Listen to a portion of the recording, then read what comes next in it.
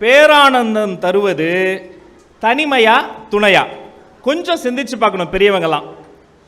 நாம் பிறப்பதற்கு தேவை தாயின் துணை, வளர்வதற்கு தேவை தந்தையின் துணை, சிரிப்பதற்கு தேவை நண்பனின் துணை, வாழ்க்கை என்ற ஒரு வாழ்வை வாழ்வதற்கு தேவை வாழ்க்கை துணை.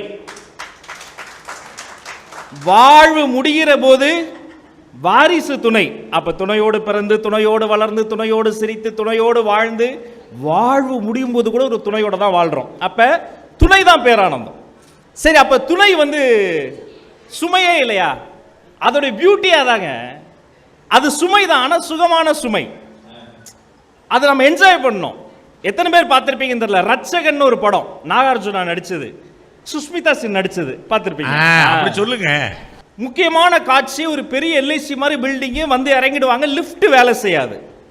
இப்ப சுஷ்மிதா சென் நாகார்ஜுனா ஒரு பார்வை பார்ப்பார். டக்குன்னு என்ன பண்ணுவார், அந்த அம்மா அப்படி கையில் தூக்கிடுவாரு, டக்குன்னு படியில் ஏற ஆரம்பிச்சிருவார். பார்க்குற நமக்கு பதட்டமாக இருக்கும், முதுகு வலிக்காதா? இத்தனை மாடி மேலே ஏறணுமே, என்ன பண்ணுவார்?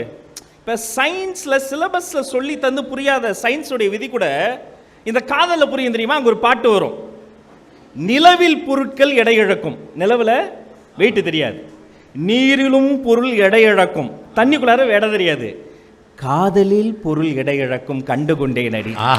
லவ் பண்ணும்போது வெயிட்டே தெரியாது.